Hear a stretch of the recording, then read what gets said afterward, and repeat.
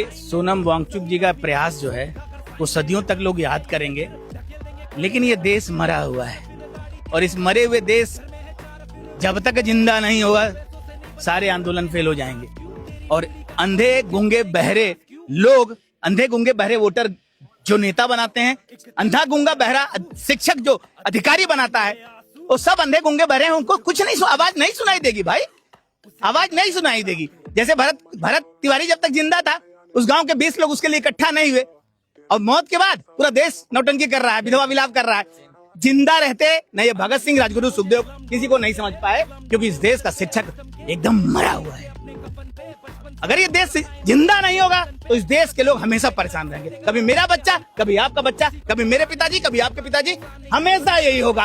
और इस देश को अगर कोई जिंदा कर सकता है तो इस देश की मूर्ख जनता, नपुंसक जनता, कायर जनता, इसको मर्द बनना ही पड़ेगा। लाखों राजू तलवार, लाखों सोनम वांगचुक, लाखों भगत सिंह पैदा करना ही पड़ेगा, और कोई चारा नहीं है। बिना मरे बलिदान दिए हजारों राजू तलवार जब तक नहीं मरेंगे, सोनम वांगचुक नहीं मरेंगे, भरत कुमार नहीं मरेंगे, ये देश जिंदा नहीं होगा। भारत के सारे लोगों को गांडू कहते रहते हैं, गालियां देते रहते हैं, ऐसा क्यों करते हैं आप? वो गाली नहीं है, वो एक काम करने का तरीका है।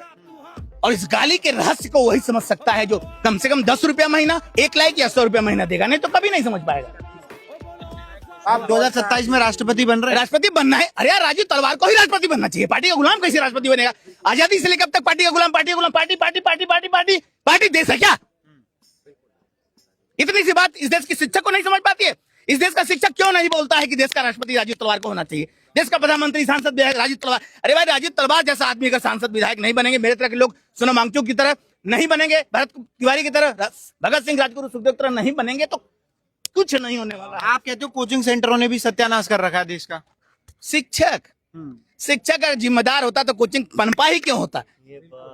हमारे पापा शिक्षक थे, 50 आज 40,000 पेंशन पाते हैं, 40,000 पेंशन पा रहे हैं 15 साल से। देश के लिए कौन सा त्याग किए बताइए? तुरंत पेंशन बंद होनी चाहिए।